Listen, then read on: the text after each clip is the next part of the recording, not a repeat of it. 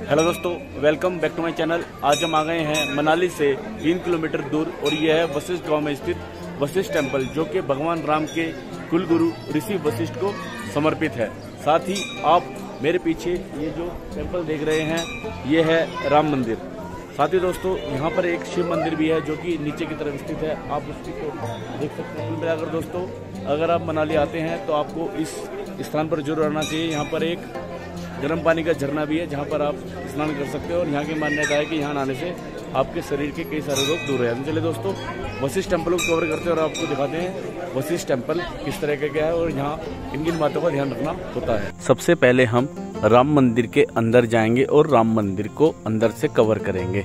अगर इस मंदिर के महत्व और इस स्थान के महत्व की बात की जाए तो रघुवंश के कुलगुरु महर्षि वशिष्ठ तथा मर्यादा पुरुषोत्तम श्री राम जी का यह ऐतिहासिक पावन स्थल भारतवर्ष में एकमात्र कुल्लू घाटी में प्रसिद्ध तीर्थ स्थान के रूप में विख्यात है।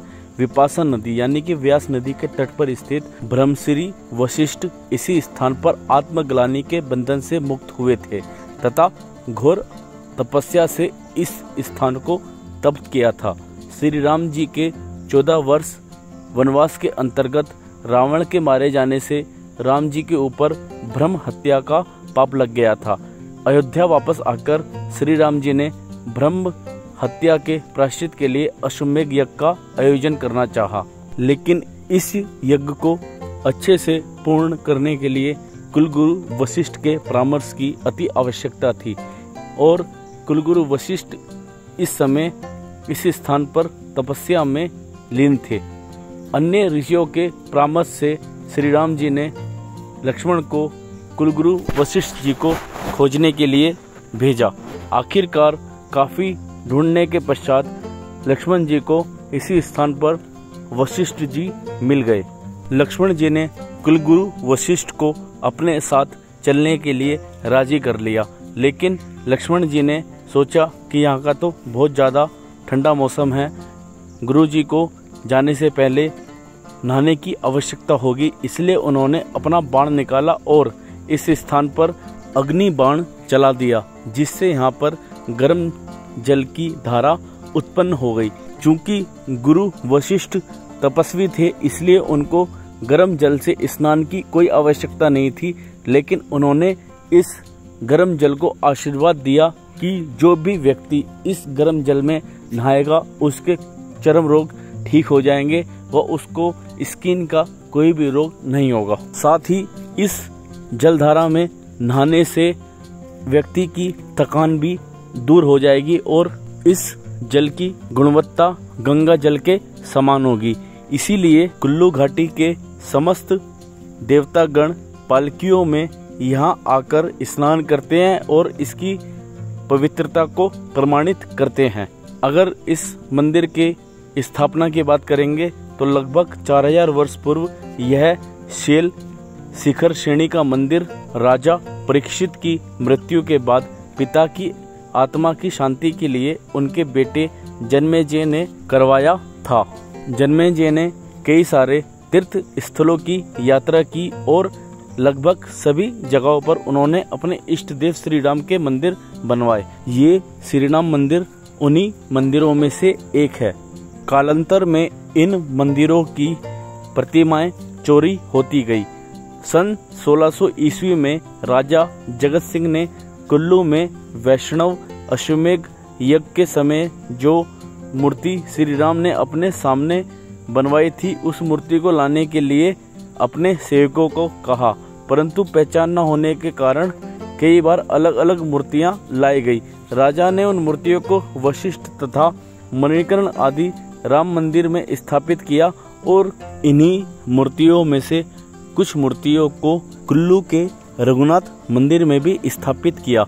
अगर आप इन सभी मंदिरों के वीडियो देखना चाहते हैं तो उसका लिंक भी मैं आपको डिस्क्रिप्शन में दे दूंगा, क्योंकि मैंने उन सभी मंदिरों की भी डेडिकेटेड वीडियोस बनाई हैं। मंदिरों की व्यवस्था चलाने के लिए राजा जगत सिंह ने जागीरें भी लगाई थी, जिससे इन मंदिरों की व्यवस्था अच्छे से चलती रहे। जितनी भी जानकारी मैं आपको दे रहा हूँ काफ़ी रिसर्च के बाद सामने आई है, इसलिए आप प्लीज़ मेरे इस चैनल को सब्सक्राइब जरूर कर देना। एक वीडियो बनाने के लिए बहुत मेहनत लगती है। पहले रिकॉर्ड करो, बाद में जानकारियाँ इकट्ठा करो, उसके बाद एडिटिंग करो। चलिए अब हम बढ़ चलते हैं वशिष्ठ टेम्पल की ओर। यहाँ पर हम अपनी बाइक से पहुँचे हैं और मंदिर के पास ही पार्किंग अवेलेबल है। आप यहाँ कार से भी आ सकते हैं और कार की पार्किंग भी यहाँ पर अवेलेबल है। बस आपको कार मंदिर से लगभग 100 मीटर दूर लगानी होगी और 100 मीटर आपको सीधा चढ़ते हुए आना होगा, क्योंकि थोड़ा चढ़ाई पे ये मंदिर है, लेकिन इतना भी कोई जोर पड़ने वाला नहीं है। और अब हम आ गए हैं वशिष्ठ टेम्पल के परिसर में। यह मंदिर लकड़ी का बना हुआ है और इस मंदिर की नक्काशी भी काफ़ी सुंदर है और काफ़ी आकर्षक इसका डिज़ाइन है, जो आपको मनमोहित कर देगा। वशिष्ठ मंदिर मनाली का एक प्रमुख मंदिर है जो शहर से लगभग 3 किलोमीटर दूर है। आपको बता दें, यह मंदिर वशिष्ठ नाम के गांव में स्थित है, जो अपने शानदार गर्म पानी के झरनों और वशिष्ठ मंदिर के लिए प्रसिद्ध है। मंदिर के पास स्थित गर्म पानी के झरनों को बेहद पवित्र माना जाता है और इसमें किसी भी बीमारी को ठीक करने की शक्ति है। वशिष्ठ मंदिर ऋषि वशिष्ठ को समर्पित है, जो भगवान राम के कुलगुरु थे। यह मंदिर मनाली में सबसे प्रसिद्ध स्थानों में से एक माना जाता है। वशिष्ठ मंदिर 4000 साल से अधिक पुराना है। मंदिर के अंदर धोती पहने ऋषि की एक काले पत्थर की मूर्ति है। वशिष्ठ मंदिर को लकड़ी का उत्कृष्ट और सुंदर नक्काशी से सजाया गया है। इसके अलावा मंदिर का इंटीरियर एंटीक पेंटिंग के साथ अलंकृत है। यहाँ पर वशिष्ठ मंदिर के अलावा एक और मंदिर स्थित है, जिसको राम मंदिर के रूप में जाना जाता है, जिसकी डिटेल मैंने पहले ही दे दी है और मंदिर के भी संपूर्ण दर्शन आपको करा दिए हैं। राम मंदिर के अंदर राम, सीता और लक्ष्मण की मूर्तियां स्थापित हैं। वशिष्ठ गुरु हिंदू धर्म के 7 ऋषियों में से एक हैं और वशिष्ठ ऋषि ने इस गांव को अपने तप से ही तप्त किया। उनके नाम पर इस गांव का नाम रखा गया। चलिए अब हम मंदिर के अंदर चलते हैं और माँ श्री वशिष्ठ के दर्शन कर लेते हैं। ये देखिए, ये है माँ श्री वशिष्ठ की प्रतिमा, जिसमें आप देख सकते हैं काले रंग की ये मूर्ति है, जिसको धोती पहनाई गई है और आंखें काफी चमक रही हैं। काफी आकर्षक ये मूर्ति दिखाई देती है। लकीली हमें बहुत आसानी से माँ श्री वशिष्ठ के दर्शन हो गए। अदरवाइज जैसा मुझे बताया गया था, यहाँ पर काफी लंबी लाइन लगती है। क्योंकि हम सुबह सुबह आ गए थे, इसलिए इतनी ज्यादा भीड़ नहीं थी और आराम से हमने दर्शन कर लिए। मंदिर भी काफी खूबसूरत दिख रहा है।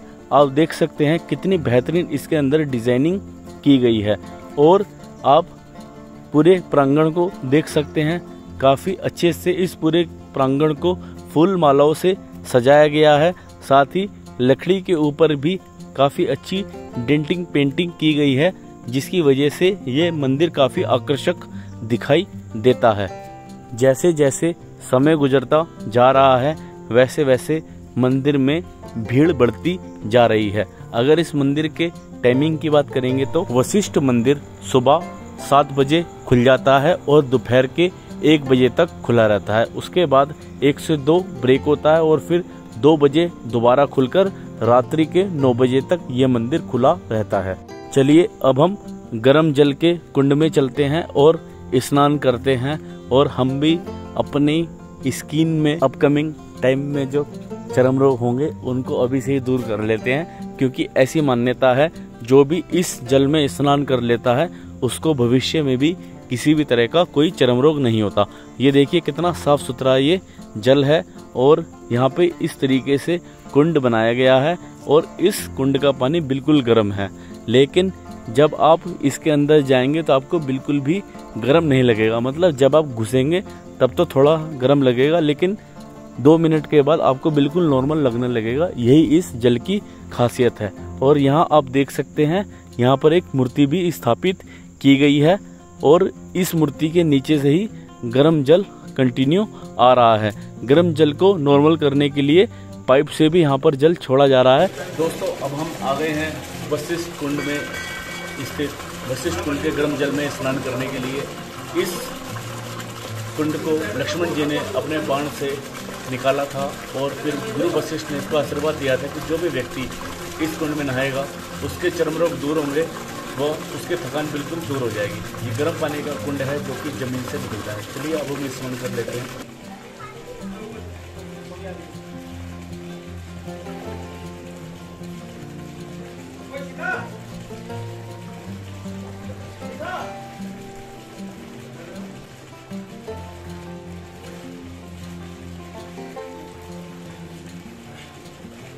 अब स्नान वगैरह कंप्लीट हो गया है। अब हम यहाँ से सीधा बाहर की ओर चलेंगे और बाहर एक मंदिर है जो कि शिव शंकर भोलेनाथ को समर्पित है। उस मंदिर के भी हम दर्शन करेंगे। यात्रा काफी आसान रही और मैं आपको यही कहूँगा कि अगर आप वशिष्ठ टेम्पल आना चाहते हैं तो आप सुबह सुबह आ जाइए, क्योंकि सुबह सुबह आने से आपको काफी अच्छे दर्शन हो जाते हैं और स्नान कुंड में भी भीड़ नहीं होती। अगर आप 11-12 बजे करीब आएंगे तो स्नान कुंड में नहाने में भी समय लग जाता है, ऐसा मुझे यहाँ के लोकल लोगों ने बताया। बाकी आप देख सकते हैं वशिष्ठ गांव में कितनी बड़ी संख्या में लोग रहते हैं और यहाँ पर पूरा बड़ा मार्केट भी है। साथ ही यहाँ पर एक वाटरफॉल भी है जो जोगनी वाटरफॉल के नाम से जाना जाता है। आप चाहें तो यहाँ से पैदल ट्रैक करके जोगनी वाटरफॉल जा सकते हैं और चाहें तो आप लेह मनाली रोड से भी वाटरफॉल जा सकते हैं। मैंने दोस्तों जब वाटरफॉल की विजिट की तो मैं लेह मनाली रोड से गया था। अगर आप उस वाटरफॉल की वीडियो देखना चाहते हैं तो उसका लिंक मैं आपको डिस्क्रिप्शन में दे दूंगा, आप क्लिक करके उस वीडियो को देख सकते हैं। अब हम बाहर की ओर जा रहे हैं और हम आपको दर्शन करवाते हैं भोले बाबा के मंदिर के। ये देखिए अब धीरे धीरे लोग बढ़ते जा रहे हैं और बाहर भी काफी लोगों की भीड़ दिख रही है। सामने जो आपको मंदिर दिख रहा है यही है शिव शंकर भोलेनाथ का मंदिर और यहाँ पर आप देख सकते हैं, यहाँ पर आपको इस तरीके से सभी मंदिरों में स्तंभ दिख जाएंगे। इन स्तंभों का मतलब क्या होता है दोस्तों मुझे तो पता नहीं है, अगर आप में से किसी को पता हो तो जरूर मतलब बताना, थोड़ा सा ज्ञानवर्धन हो जाएगा। और ये है दोस्तों शिव शंकर मंदिर। अब हम इस शिव शंकर जी के मंदिर के अंदर जाते हैं और आपको अंदर से दिखाते हैं यह मंदिर किस तरीके का दिखता है। और रास्ते में आप देख सकते हैं यहाँ पर लोकल लोग खरगोश वगैरह लेकर आते हैं फोटो खिंचवाने के लिए और 50-100 रुपये आप इनको दीजिए, इनके खरगोश को हाथ में लीजिए और फोटो खिंचवाइए। इस तरह दोस्तों ये काम करते हैं। यही दोस्तों टूरिज्म होता है। जब टूरिज्म रहता है तो लोकल लोगों को काम मिल जाता है जिससे उन लोगों की अर्थव्यवस्था चलती है। जय शिव शंकर भोलेनाथ। इस तरह हमें शिव शंकर भोलेनाथ जी के भी दर्शन प्राप्त हो गए हैं और आप देख सकते हैं सुबह का समय होने की वजह से हम सब जगह बहुत ही सरलता से दर्शन कर पा रहे हैं। वैसे तो कई सारे मंदिरों में फोटोग्राफी वीडियोग्राफी परमिट नहीं होती, क्योंकि हम सुबह सुबह आ गए थे, इस वजह से ना तो कोई बोलने वाला था ना कोई बताने वाला था, ना कहीं हमने लिखा हुआ देखा, इस वजह से हमने वीडियोग्राफी कर ली। वैसे तो दोस्तों व्लॉगर्स को परमिट होना चाहिए वीडियोग्राफी और फोटोग्राफी, क्योंकि वो मंदिर को बहुत सारे लोगों को दिखा देते हैं, दर्शन करा देते हैं, जिससे घर बैठे बैठे लोगों को अपने आराध्य का आशीर्वाद मिल जाता है और वो घूम लेते हैं। अगर मंदिर के परिसर के बाहर की दुकानों की बात की जाए तो आप देख सकते हैं इस तरीके से आपको यहाँ पर दुकानें दिख जाती हैं। साथ ही नीचे की तरफ जैसे जैसे आप बढ़ते जाएंगे वैसे वैसे दुकानें दाएं और बाएं दोनों तरफ आपको देखने को मिलेंगी।